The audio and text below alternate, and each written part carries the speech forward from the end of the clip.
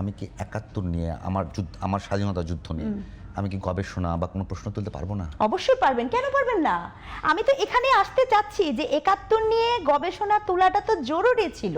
প্রবলেমটা তো ঠিক এখানেই হয়েছে বিপুল সাহেব, যে আমরা এই আলাপটা যখনই করতে যাই সেটাকে পলিটিক্যালি ম্যানিফেস্টো দিয়ে দেখা হয়েছে। আমার দেশের ইতিহাস, আমার জন্মের ইতিহাসের ভেতরের গল্পতে আমরা কখনো ঢুকতে পারিনি। We are serving the purpose, যেখানে আমি আপনার কথাতে আসতে চেয়েছিলাম।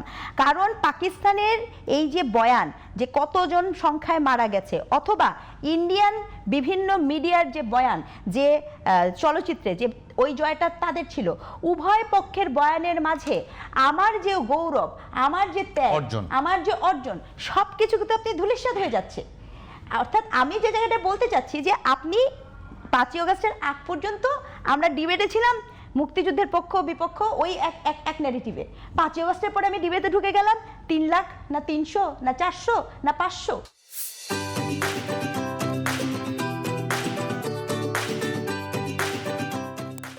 ভাবা যায় বিসিএস পরীক্ষার প্রশ্নের মধ্যে প্রশ্ন ছিল মুক্তিযুদ্ধ একটি প্রতিরোধ যুদ্ধ, দ্যাট ইজ রাষ্ট্র। আপনি যে আমাকে বললেন পাকিস্তানিকরণ প্রজেক্টটা কোথায় আসছে, আপনার কথাতে আসার জন্য আমি কথাটা বলেছি। তাহলে ওই প্রশ্নটা যে করা হলো, এটি তো আর কোনোভাবে মানে এই সন্দেহের কোনো অবকাশ থাকলো না। এখন আমি যদি আপনাকে প্রশ্ন করি যে কি হেতু কারণে আপনি এই আলাপটার মধ্যে যান, এই আলাপের মধ্য দিয়ে যে ধোঁকা দেওয়ার প্রচেষ্টা, সেই ধোঁকা দেওয়ার প্রচেষ্টা কিরকম?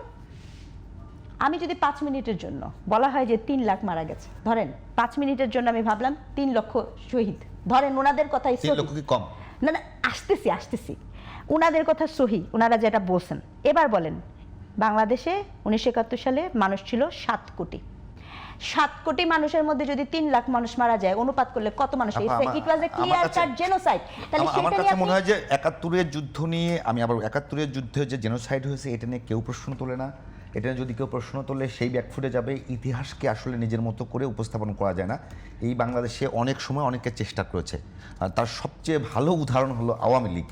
তো এখন ইতিহাস হলো সবার, এটাকে কেউ যদি এটাকে ব্যবহার করে রাজনীতি করার চেষ্টা করে, ধর্ম হলো সবার, এটাকে ব্যবহার করে রাজনীতি করার চেষ্টা করে। আমার প্রশ্নটা ছিল, আমার প্রশ্নটা ছিল, আমি মনে প্রশ্নটা বুঝতে পারেননি। আমার কথা হলো যে বাংলাদেশে এখন যে রাজনীতি চলছে, কেউ ইতিহাসকে দখল করার চেষ্টা করছে, কেউ ধর্মকে দখল করার চেষ্টা করছে। আমি আপনাকে সেটাই বলছি। সেই জায়গাটাতে আসলে আপনি কল্যাণ রাজনীতি কিন্তু একেবারে আমাদের বাইরে চলে যাচ্ছে। নাই, কল্যাণ রাজনীতির কথা কেউ বলে না, কল্যাণ রাজনীতির কথা কেউ বলে না। যে এখানে বলা হয় এগুলো সবই হচ্ছে এক একভাবে সত্যিকার অর্থে এখানে কোনো ধরনের কল্যাণের থেকে ইম্পর্টেন্ট বিষয় হয়ে যাচ্ছে। এখন বাজারে ধর্ম বিক্রি হয়, আমি ধর্ম বলবো। এর আগে বাজারে মুক্তিযুদ্ধ বিক্রি হতো, আমি মুক্তিযুদ্ধ বিক্রি করব। বাস্তবতা কিন্তু ওখানেই। এত বছর পরে এসে যদি বাস্তবতা কিন্তু ওখানে, আমি এখানে স্পষ্ট করে দেখতে পাই। আমি কোশ্চেন অ্যানসার করার আগে আপুর কয়েকটা আমি কোশ্চেন জাস্ট স্লাইটলি অ্যাড্রেস করতে চাই। একটা ভালো লাগছে, আপু বলছেন যে আমরা আসলে অনেক সময় যেটা হয় যে আমাদের যে হিস্টোরিক্যাল ইয়েগুলো দেখবেন, আমরা আসলে পারপাস সার্ভ করি আসলে যে কোনো একটা পার্টিকুলার আইডিওলজি বা পার্টিকুলার পার্টির।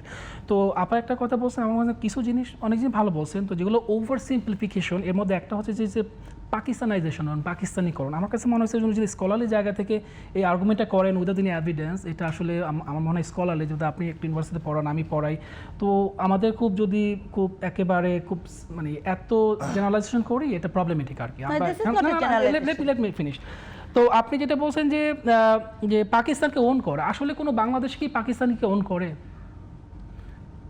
ইন ট্রু সেন্স আমরা যদি বলি, আপনি দেখেন, কথা বলে দেখেন, ইভেন ইসলামিক যাদেরকে আমরা বলি, আপনি সব পার্টিগুলোকে জিজ্ঞেস করেন, একেবারে যারা কনসারভেটিভ, জামাত তো একটা লিবারাল পলিটিক্স করে, যাদের একটা কনসারভেটিভ গুলো লেট মি ফিনিশ, আমাকে 10 মিনিট আমি আপনাকে এই জায়গাগুলো আমার মনে কি এই জায়গাগুলো, আমি আপনাকে একটা কথা বলি, আমি অ্যাড করি এই জায়গাগুলোকে বলি। মানে পৃথিবীতে মানে কোন যুদ্ধে, আমি আবারও বলছি, যে যে দেশগুলো স্বাধীন হয়েছে, আমি আমার কয়েকটা সিম্পলিফিকেশন না, আমি একটা গেল, সেকেন্ড হচ্ছে যে আমি কিন্তু কথা বলে আপু কথা বলছে, আমি কি ইন্টারাপ্ট করছি? প্লিজ আপনি বলেন আপু। হ্যাঁ, আমি ওকে। এরপর জিন্নার যে ব্যাপারটা বলছে, দেখেন আমি ইন্ডিভিজুয়াল, আমি কোনো পার্টিকে কি করি না, রিপ্রেজেন্ট করি না, আপু হয়তো কাউকে রিপ্রেজেন্ট করে না। কারণ আমি আর উনি যদি মিলে একজনকে, ধরুন আপনি একটা বিগ ফিগার ছিলেন কোনো এক সময়, আপনাকে নিয়ে যদি কোনো একটা অনুষ্ঠান করি, এটার জন্য কোনো পার্টি রাষ্ট্র কি দায় নেবে? এখন জিন্নাকে নিয়ে কেউ যদি আপনার হতেছে স্বল্প পরিসর, এটা প্রেস ক্লাব হোক, যে কোনো জায়গায় হোক, এটা করতে পারতো ইন্ডিভিজুয়াল লেভেলে বা একটা ছোট একটা অর্গানাইজেশন। সো এটা আমি কোনো দেখি না। আরেকটা জিনিস হলো যে আপনি জিন্না পাকিস্তানি ছিলেন, সব ছিলেন, কিন্তু আপনি এগুলো যে হিস্টোরিক্যাল যখন আলোচনা নিয়ে আসবেন, আপনি অনেক ফিগারকে ফেলতে পারবেন না। সো আমার কাছে মনে হচ্ছে যে এটাকে আমরা যেভাবে হাইপারবলি করি, মানে অতিরঞ্জন করে প্রকাশ করি, এই জিনিসগুলো ওই লেভেলের ডিবেটের দাবি রাখে না। ওকে, থার্ড পয়েন্ট আমি যেটা বলবো, এটা স্কলারলি জায়গা থেকে আমি বলবো যে উনি অ্যানথ্রোপোলজি পড়ছেন, আমার হলো মিডিয়া অ্যান্ড কালচারাল স্টাডিজ। দেখেন, আপনি কিন্তু হিস্ট্রিকে চ্যালেঞ্জ করতে পারবেন, এবং স্কলারদের কাজই হচ্ছে কি করা, you must challenge history, you must challenge. Of course other than কি হবে, হিস্ট্রি হচ্ছে কি জানেন ভাই, বিপু ভাই আমাকে বলতে দিতে হবে কিন্তু ভাই, Please. হিস্ট্রি হচ্ছে আপনার অপারেশনের টুল। আপনি যদি আফ্রিকান আমেরিকানদের স্কলারদের দেখেন, একটা খুব সুন্দর একটা আর্গুমেন্ট উনি বলছেন যে আমি ফরগেট দ্য নেম, আপনাকে হিস্ট্রিকে রিভিউ করতে হবে, রিরাইট করতে হবে, চ্যালেঞ্জ করতে হবে। কারণ আমি যদি কেন মুক্তিযুদ্ধ একটা ইভেন্টকে আপনি অস্বীকার করবেন না, মুক্তিযুদ্ধ it's an event, it happen, এমন একটা ঘটনা ঘটে গেছে, আপনি তো এটাকে ডিনাই করতে পারবেন না ভাই। কিন্তু এইটাকে নিয়ে যেহেতু ন্যারেটিভ বিল করছে, you should challenge, you must challenge. এটা যদি আপনি না করেন তাহলে কি হবে আসলে?